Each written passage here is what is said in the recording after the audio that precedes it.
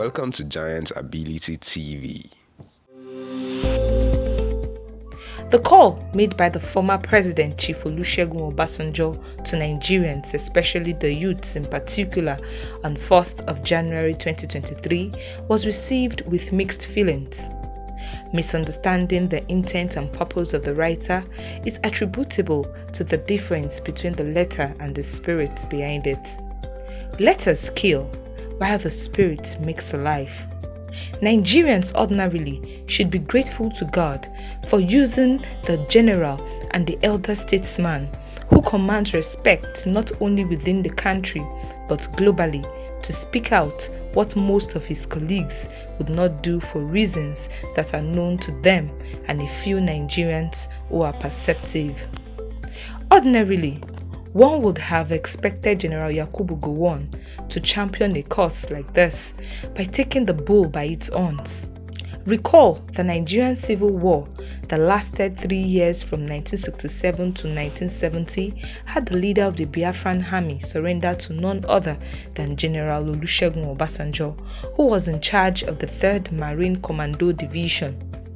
On the 15th of January 1970, Colonel Philip Effiong, former Vice President of Biafra, went to Lagos to publicly announce the surrender of the Biafran rebels to Nigeria after General Olusegun Obasanjo had earlier received his surrender request. For those who have no clue about the role of President Obasanjo in the preservation of the unity of Nigeria, this is instructive and food for thought. Don't forget also that President Obasanjo was a Nigerian former head of state as well as the civilian president between 1999 and 2007.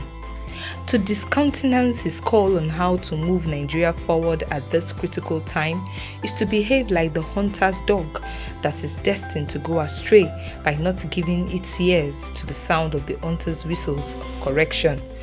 Obasanjo, with his wealth of experience and commitment to the good of Nigeria, cannot and will not lead Nigerians, especially the youths, astray. What his letter was premised on is justice and fair play. After the Civil War ended in 1970, General Yakubu Gowon, who was the then head of state, announced the federal government agenda of reintegration and building a new nation around the principles of reconciliation, rehabilitation, and reconstruction. The tragic chapter of violence is just ended.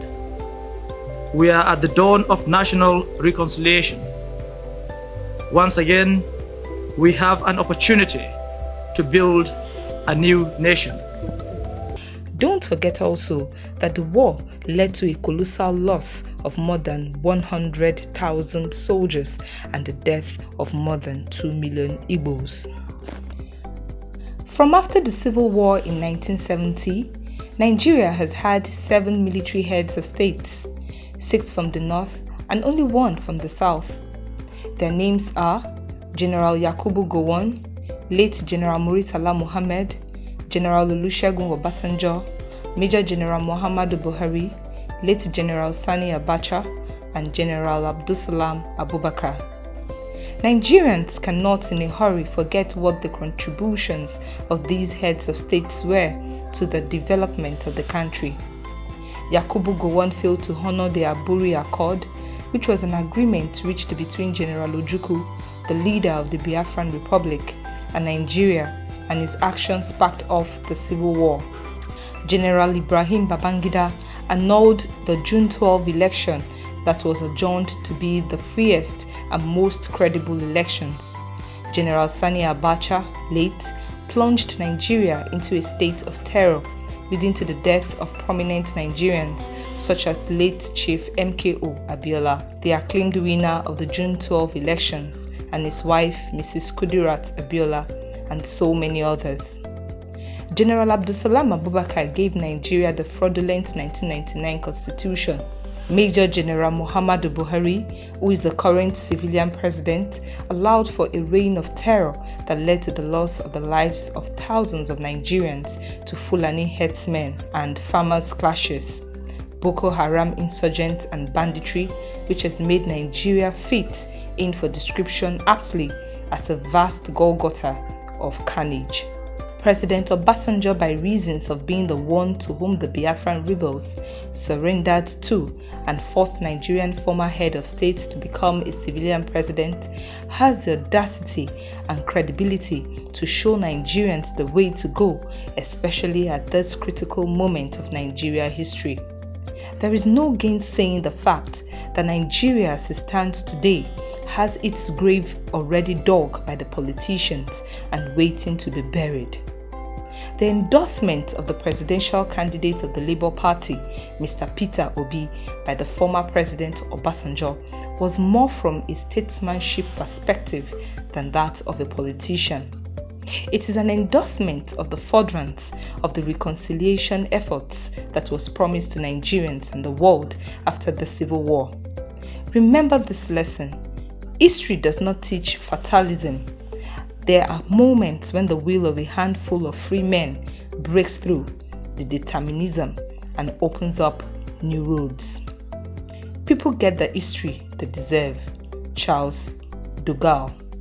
So many reactions have trailed the clarion call made by this elder statesman, who ordinarily should be appreciated and applauded for having the courage to tell Nigerians the truth that if heeded serves as a saving grace in the cause of rescuing the soul of the country, Nigeria. Nothing has changed in Nigeria for the better to justify the genocides carried out against the Igbos in the name of keeping the country as one. The concern expressed by Ojukwu, which led to the Aburi Conference, included greater political autonomy for the regions, greater control of the revenue from the southeast oil revenue, and also a restructuring of the Nigerian army in a way that devolved power to the regions with a view to getting rid of the quota system that allowed for a disproportionately large number of northerners to join the Nigerian army are still issues of concern today. The lopsided development among geopolitical zones in Nigeria was an issue then and still an issue today. In 1961, for example, the northern region, containing more than half of the population of Nigeria, paid only 9% of the personal income taxes, while it received 45% of the money allocated to the various regions by the federal government. At the same time, the western region paid 64% of all personal income taxes and received less than 1/4 of the funds allocated by the federal government to the various regions. In tribal terms, the Yorubas are subsidizing the Hausa Fulanese and other northern groups.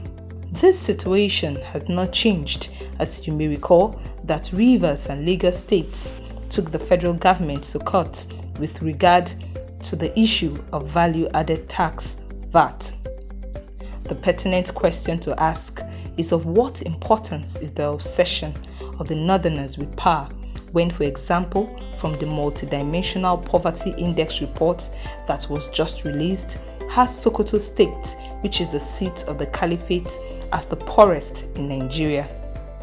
If Nigerians are truly desirous of progress, unity and peace, the endorsement of Mr. Peter Obi of the Labour Party should be seen as progressive and the only hope needed in hopelessness to move Nigeria forward. On a final note, if a nation expects to be ignorant and free, it expects what never was and never will be. Thomas Jefferson. This is food for thought, especially for the Nigerian youths. And that you are not running for president. You are running for president through us. Our job is to take the power from those who have it and give it back to you. We have a country called Nigeria, but we don't have Nigerians. What we want to do is to create Nigerians. And the only way to create Nigerians is that we must make people to have hope in Nigeria, and the only way to have faith in Nigeria, and the only way to have faith in Nigeria is that there's hope in Nigeria. Thank you for watching. Please don't forget to subscribe to all our social media platforms, YouTube, Instagram, and Facebook.